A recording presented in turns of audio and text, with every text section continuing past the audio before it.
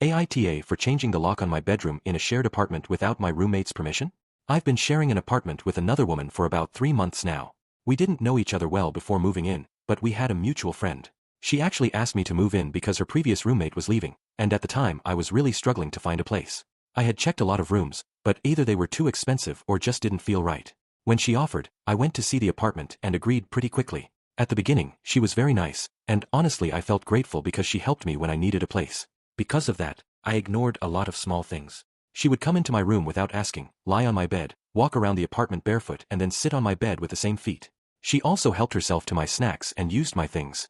A couple of times I tried to say it lightly, like joking that I can't sleep if someone sits on my bed, but she would just laugh it off and keep doing it. Over time, it started bothering me more. I wasn't trying to fight, so I avoided being harsh.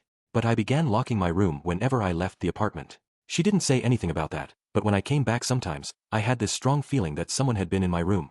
I finally asked her directly if she had a key to my room.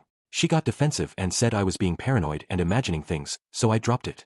A few weeks later, when she went out with friends, I asked a friend of mine, who does this kind of work, to change the lock on my bedroom door. I just wanted to feel safe in my own space. A few days later, while I was at work, she started sending me angry messages saying I changed the lock without her permission, that I disrespected her, and that building staff had questioned her about it. When I got home, she immediately started yelling, saying she never should have let me move in and that I had no right to make changes.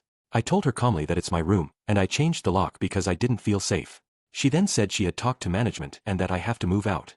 That didn't sit right with me, so the next day I went to the building office myself.